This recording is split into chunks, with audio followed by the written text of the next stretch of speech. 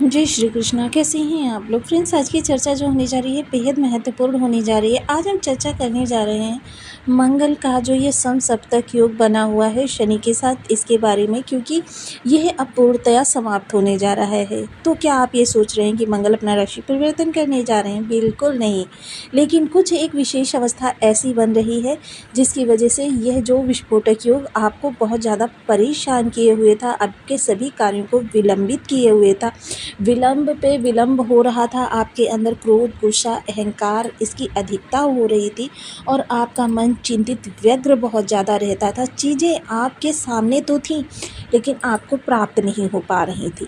ये सभी अब समाप्त होने जा रहा है और आपके कार्यों में सफलता के योग बनने जा रहे हैं। तो क्या ऐसा होने जा रहा है जिसकी वजह से चीज़ें आपके लिए अब सुलभ होती हुई दिखाई देंगी? इसका विशेष कारण चर्चा करेंगे। हालांकि आप ऊपर एक स्क्रीनशॉट देख रहे होंगे जो एक ऐप के माध्यम से हमने लिया है।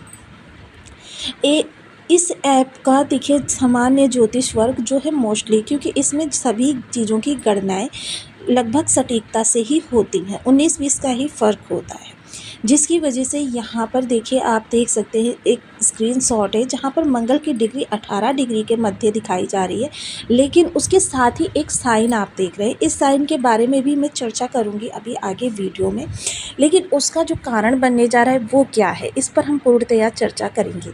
मंगल जो एक विशेष ग्रह बन जाते हैं, जो कि देखिए बल, पराक्रम, साहस, कार्यों को करने में लगने वाली ऊर्जा, उत्साह और रक्त संचार के कारक माने जाते हैं। वही मंगल क्रोध, गुस्सा, अहंकार को भी दिखाते हैं, युद्ध वेपन को भी दिखाते हैं। ऐसे पराक्रमी ग्रह और मंगल की ऊर्जा जो होती है पूरी तरीके से अनियंत्रित ऊर्जा होती है, जिसको साधना कहते हैं ना, कि एक ऊर्जा होती है जिसको अगर साध लो तो वो आपके लिए उत्थान का कारण बनती है, लेकिन अगर उसे साधो नहीं तो वो पतन का कारण बन जाती है। तो ये आपके साथ किस तरीके से होने जा रहा है, इन सभी विषयों पर हम पूर्णतया इस वीडियो में चर्चा करेंगे।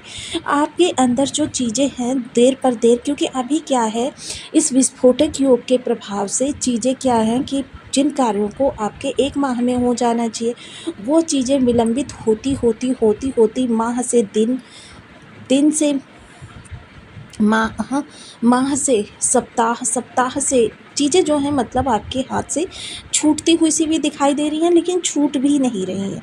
आप बीच दोराहे पर खड़े हैं और ये समझ नहीं पा रहे हैं कि आप इस दिशा में प्रयास करें या फिर अपनी दिशा को परिवर्तित कर दें। ये सब उलझनें अब आपकी समाप्त होने जा रही हैं। हालांकि देखिए जो ये चीज़ें बन रही हैं ये सूर्य के प्रभाव से बन रही हैं। सूर्य जो षष्ठ भाव में बैठे हुए हैं, अब सूर्य का प्रभाव ऐसा क्या है कि मतलब चीज़ें आपके लिए जो हैं और अधिक वेग से परिवर्तित होती हुई दिखाई दे रही हैं। देखिए सूर्य हैं मंगल से द्वादश।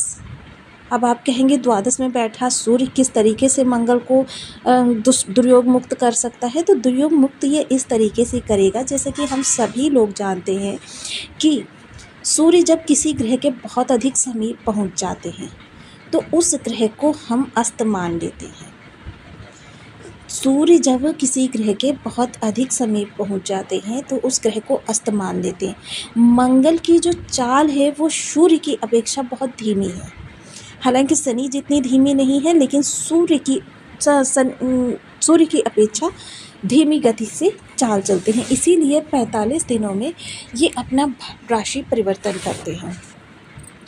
और जब सूर्य के बहुत अधिक समीप कोई ग्रह आ जाता है तो सूर्य उसकी तेज को अपने अंदर आत्मसात कर लेते हैं। इसको मैं थोड़ा सा विद्वान वर्गों के माध्यम से आपको समझाना चाहूँगी।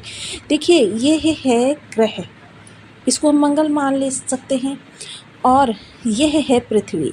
मंगल की किरणें सीधी सीधी पृथ्वी तक आ रही हैं, किंतु अब इन दोनों के मध्य अगर सूर्य आ जाए तो इसकी किरणें जो हैं पहले सूर्य के पास जाएंगी और सूर्य फिर उन्हें अपने प्रभाव में परिवर्तित करके धरती तक भेजने का कार्य करेगा। ऊर्जा आएगी लेकिन धरती तक।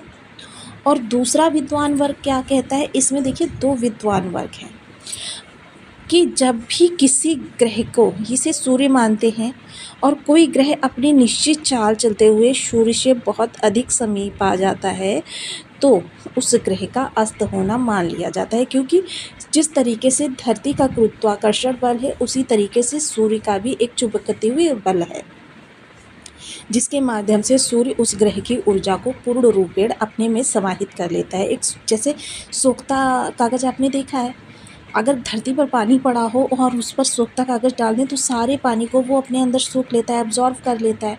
सेम वही स्थिति यहाँ पर भी उत्पन्न हो रही है। अब मंगल जो कि आपके सप्तम हाउस में बैठे हुए हैं, सप्तम में बैठा हुआ ग्रह सीधे आपके लग्न को देखता है, धन को देखता है और जीवन साथी को प्रभावित करता है, कर्म को प्रभावित करता है।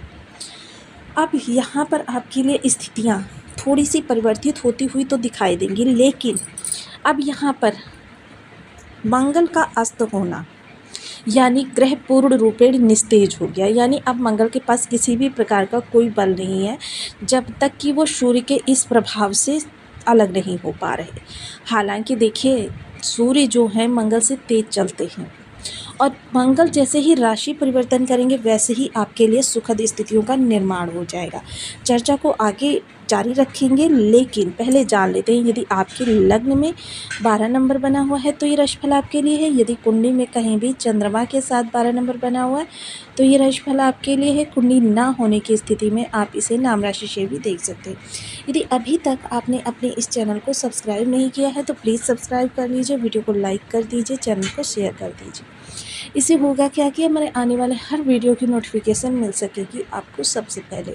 एक प्यारा सा कमेंट करना बिल्कुल ना भूलें, कमेंट से हमें बहुत मोटिवेशन मिलता है, हौसला मिलता है और ये पता चलता है कि आप और क्या जानना चाहते हैं।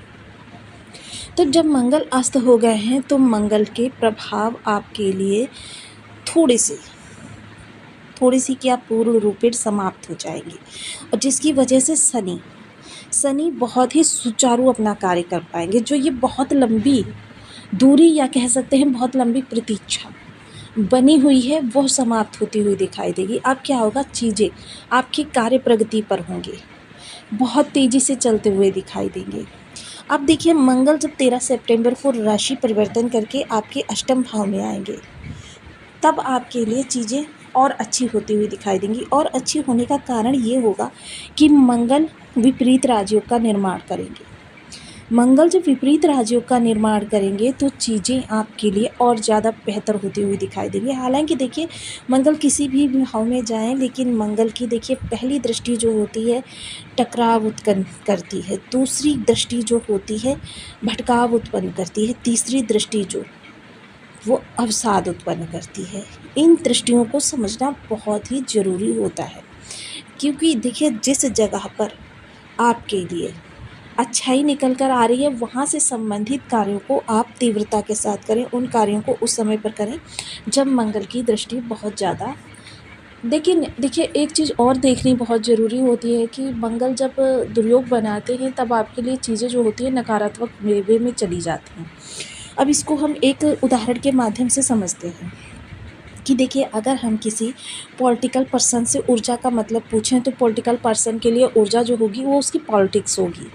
अगर हम एक डॉक्टर व्यक्ति से उसकी ऊर्जा का केंद्र बिंदु पूछें तो उसकी जो मेडिकल लाइन इक्विपमेंट वगैरह वो उसकी ऊर्जा का संसाधन होंगे। अगर हम इसे एक गृहिणी वर्ग से पूछें तो वह अपने किचन को या अपने कार्यों को ऊर्जा का माध्यम मानती है। लेकिन अगर एक विद्यार्थी वर्ग से पूछें तो वो अपने शिक्षण को ऊर्जा का केंद्र बिंदु बनाता है। तो देखिए, प्रत्येक व्यक्ति के लिए ऊर्जा का आधार बिंदु या उसकी ऊर्जा का जो व्यय करने का साधन है वो भिन्न भिन्न है। हर व्यक्ति के लिए ऊर्जा जो है अलग प्रकार से परिलक्षित होती है। अब इस परिलक्षण को थोड़ा सा और विस्तार देने के लिए यहाँ पर देखिए, मंगल जो है सप्तम स्थान पर ये जो पति पत्नी के बीच टकराव उत्पन्न हो रहा था वो समाप्त करेंगे।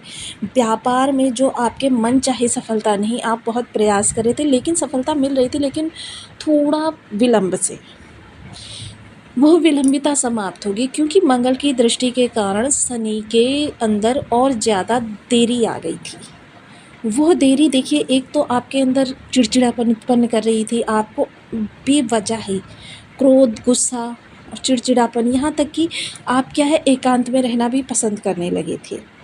यह एकांत में रहना, जो आपके कार्यों से एक तरीके से नीरसता, यानी कार्यों से एकदम से जी चुराना, ये वाली स्थिति आ गई थी, क्योंकि आपको ऐसा लगने लगा था जब मेरे कार्य बनते ही नहीं हैं तो क्या उन कार्यों में अपनी ऊर्जा को व्यय करना। तो ये देखिए, ये जो नीरसता आई थी, ये जो आपके अंदर नकारात्मकता आई थी, यह सब अब समाप्त हो जाएगी, क्योंकि कार्य अब आपके अनंत वेग से गतिमान होने वाले हैं। जब गतिमान होंगे तब आपके लिए चीज़ें और बेहतर तरीके से आपको प्राप्त होती हुई दिखाई देंगी। अभी तक क्या था, ऐसा ही स्थिति आपके सामने थी कि आपके सामने एक थाली रखी हुई है, भोजन उसमें रखा हुआ है, आप बैठे हुए हैं, लेकिन आपसे कहा गया कि जब तक मैं ना कहूँ इस भोजन को ग्रहण मत करना। आप प्रतीक्षा कर रहे हैं कि संबंधित व्यक्ति आपसे कहे भोजन ग्रहण करने के लिए, आपको बहुत तेज़ भूख भी लगी है, लेकिन आप उस भोजन को तब तक नहीं ग्रहण कर सकते जब तक वो व्यक्ति आपसे कहेगा नहीं। यानी कि भोजन आपके सामने रखा है, आपके लिए ही रखा है, लेकिन आप प्राप्त नहीं कर पा रहे हैं, क्योंकि आपको उस व्यक्ति की आज्ञा नहीं है। तो उस आज्ञा की प्रतीक्षा में जो आपका समय विलंबित हो रहा था, समय व्यर्थ जा रहा था, वो अब समाप्त होने वाला है। और उसके बाद देखिए, जब मंगल इस भाव में आएंगे तब आपके लिए बहुत अच्छा होता हुआ दिखाई देगा, क्योंकि तब ना तो मंगल किसी से दृष्ट होंगे और ना ही मंगल किसी विपरीत योग का निर्माण करेंगे, बल्कि मंगल स्वतंत्र रूप से स्वराशि में बैठकर बहुत अच्छा प्रभाव प्रदान करेंगे। तो यहाँ पर देखिए, इस अनंत वेग को संभालने के लिए भी आपके अंदर मादा होना चाहिए, क्योंकि बहुत से लोगों को आप सुनते होंगे कि वो कहते हैं कि हाँ भाई, हमारे पास तो इतनी तीव्रता से ऐसे ऐसे कार्य होने प्रारंभ हुए, लेकिन मेरी छोटी सी गलती के कारण वो कार्य मिस हो गया और मैं बहुत बड़ा धन लाभ करने से रह गया। तो ये अनंत वेग संभालना हर किसी के बस की बात नहीं होती है, उसके लिए आपको प्रयास करने पड़ते हैं और उसके लिए थोड़ा सा आपको ग्रह की ऊर्जा को अपने अनुकूल बनाना पड़ता है। तो अनुकूल बनाने के लिए देखिए, मैं सबसे सर्वप्रथम जो बताती हूँ वो बीज मंत्रों का जप बताती हूँ। ओम अंगारकाय नमः। देखिए, बीज मंत्र में वह शक्ति होती है जो कारक मारक बाधक किसी भी अवस्था के ग्रह को आपकी ऊर्जा से मिलाने में, आपकी ऊर्जा को